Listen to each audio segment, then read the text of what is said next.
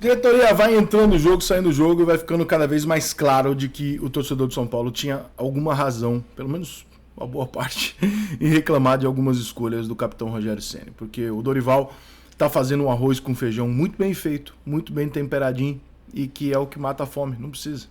Não dá para esperar um banquete porque o São Paulo não tem condições de servir um banquete, mas o São Paulo tem condições de servir um arroz com feijão decente, digno e que não faça o torcedor passar nenhum tipo de susto no Campeonato Brasileiro, que faça o São Paulo disputar uma Copa do Brasil até onde for possível e por que não, porque o São Paulo pode eventualmente, passando agora das oitavas contra o Sport que já ficou encaminhado, o São Paulo está nas quartas de final, não se sabe quem será o adversário, de repente o São Paulo cai com o América Mineiro, sei lá eu, chega numa semifinal, e aí, irmão? São 4 jogos decisivos, São Paulo é time grande, São Paulo pode disputar o título sim. É utópica a ideia de que o São Paulo tem um time para ser campeão? A grosso modo é. Mas, cara, a gente viu a Itália ganhar a Eurocopa e ficar fora da Copa do Mundo, a gente viu o Once Caldas ganhar, a gente viu a Argentina ganhar a Copa do Mundo, e até antes da Copa do Mundo não era essa a condição dela, ganhou de uma França que é muito superior a ela. A gente vê isso no futebol o tempo todo, então não tem por que a gente considerar um absurdo o São Paulo chegar eventualmente numa semifinal de Copa do Brasil e dali pra frente, irmão, desculpa, mas são 4 times disputando um título.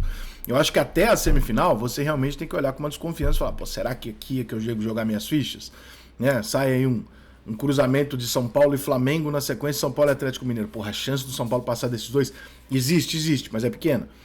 Se cai um São Paulo e América e São Paulo vai pra semifinal, não precisa ser o América, pode ser um outro time que o São Paulo tem a possibilidade de passar e chegar numa semifinal, as coisas mudam de figura. Então, por que eu quero fazer esse elogio e uma crítica ao Dorival Júnior? Eu acho que ele tá fazendo um arroz com feijão bom pra caralho. Ele arrumou a defesa do São Paulo, ele botou o básico do básico para funcionar. O São Paulo tem vários desfalques titulares. O Arboleda, provavelmente titular desse time. O Galopo, provavelmente titular desse time. O Wellington é provavelmente titular desse time. O Igor Vinícius, na minha opinião, é titular desse time no lugar do Rafinha. Então nós estamos falando de pelo menos 4 jogadores que são titulares do São Paulo, que seriam titulares desse São Paulo, e que não estão à disposição. Porra, é gente pra caralho. E ainda assim, o São Paulo consegue apresentar um futebol consistente. Eu também não caio na pilha de acreditar que, o São Paulo ganhou do Vasco, o São Paulo ganhou empatou com não sei quem, ganhou do Sport, o São Paulo tá jogando pra caralho. Não, o São Paulo não está jogando pra caralho. O São Paulo jogou bem contra o Vasco? Defina jogar bem. Vamos partir de algumas premissas. Jogar bem é diferente de você ser... de você ser consistente, de você ter um plano de jogo. O São Paulo não joga bem, o São Paulo não tem condições ainda, por pegar um momento conturbado, etc., com esses desfalques que você tem, de chegar lá e jogar um grande futebol, se impor para cima do adversário e encantar o seu torcedor. O que o São Paulo pode fazer hoje é fechar a casinha lá atrás e começar a criar as possibilidades de ataque dele gradativamente na medida que ele vai acertando o time. E é o que está acontecendo. O São Paulo começou se fechando e não jogando nada, o São Paulo se fechou e começou a contra-atacar, o São Paulo se fechou e hoje ele tem algumas jogadas de ataque, o São Paulo se fechou e... Hoje o São Paulo já não está tão fechado assim, o São Paulo já consegue jogar e deixar jogar um pouquinho, o adversário às vezes tem mais a bola do que o São Paulo, é verdade, mas é uma maneira de se colocar. Ele encontrou os 2 volantes que pareciam óbvios para o torcedor? Encontrou. O torcedor do São Paulo sempre achou que o Gabriel e o Luan tinham que jogar. Todo torcedor do São Paulo que você perguntava, ele falava assim, quem são os seus volantes favoritos? O Gabriel Neves, um putacão de guarda, e o Luan, uma das melhores saídas de bola, um jogador polivalente que o São Paulo tem no meio de campo que tem que jogar. O Rogério Ceni não colocava, chegou a quase vender os 2, inclusive. E os 2 voltaram agora como titulares do São Paulo. O Rodrigo Nestor como um jogador mais avançado, cumprindo o papel dele. O Luciano, a gente não sabe muito bem qual que vai ser. Nesse jogo contra o Vasco ele foi muito importante, mas a gente não sabe muito bem qual que vai ser. A gente imagina que ele está ali meio que suprindo o Galopo, às vezes jogando um pouco atrás do Caleri, às vezes ele joga um pouco aberto para um lado para o outro. O Wellington Rato, obviamente, não é uma solução titular, mas é um jogador de banco de reserva interessante. O Alisson é um jogador interessante de banco de reserva, os 2 pela direita. O David não considera um jogador titular, não está jogando. Tem outros jogadores que estão no departamento médico que a gente não sabe o potencial, se eles poderiam surpreender e acabar ganhando uma posição no time. André Anderson, Erisson, enfim, outros jogadores que a gente olha ali e fala, será que esse cara teria alguma condição de fazer alguma coisa que a gente não espera? Então, melhorou. O torcedor tinha razão, sim, com as críticas com o Rogério, porque na medida que as posições foram colocadas mais ou menos como o torcedor imaginava, dentro de um arroz e feijão básico pra caralho, lateral direito, zagueiro, etc, São Paulo funcionou.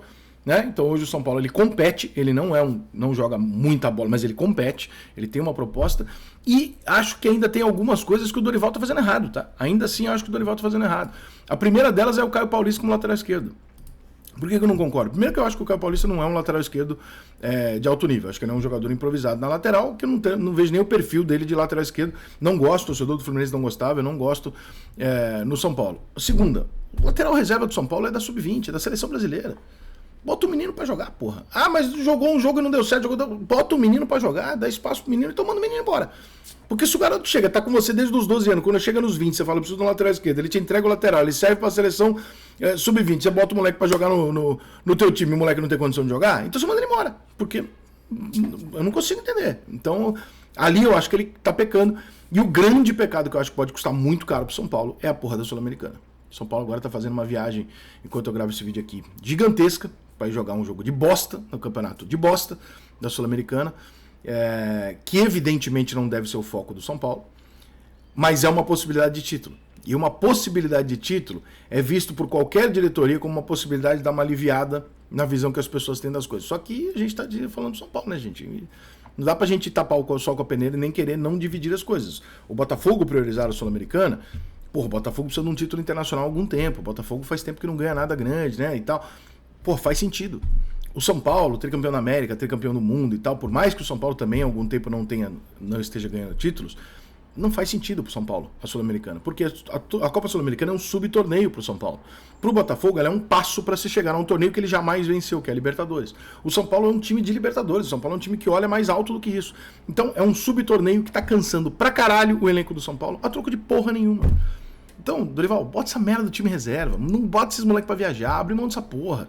Entendeu? Porque não vai dar pra jogar os três. Ah, ficou lá no Brasileiro, em sexto, sétimo ali, que eu imagino que o São Paulo possa disputar uma vaga de Libertadores no Campeonato Brasileiro. Acho que tem 4 ali que dificilmente vão sair, que são os 4 favoritos, né? Flamengo, Fluminense, Atlético e Palmeiras. Acho que dificilmente esses 4 vão ficar fora. Vão sobrar 3 vaguinhas ali que o São Paulo pode brigar em igualdade de condição com o Inter, Grêmio, Cruzeiro, Botafogo, todos esses caras. E a Copa do Brasil, como eu falei, se você usar para fazer esse tipo de sacrifício que o São Paulo está fazendo hoje, por exemplo, de viajar tudo isso para jogar um jogo do Sul-Americano e aí volta no final de semana e tal, vai estourar. Já tem muita gente machucada, vai estourar. E aí o São Paulo vai ficar chupando o dedo, nenhum dos torneios vai acabar dando certo. Então assim, o Dorival arrumou o São Paulo, mas essa insistência na Copa Sul-Americana que eu desconfio já a partir da diretoria, eu acho que é uma coisa que precisa ficar um pouco mais explícita pro torcedor. Talvez o treinador mesmo vinha falar, ó, por mim não, mas a diretoria mandou a gente tá indo jogar. Beleza, a gente sabe de quem é a culpa. Agora, estourar o time por causa disso aí, de novo, priorizar o pior campeonato, essa parte eu não consigo concordar.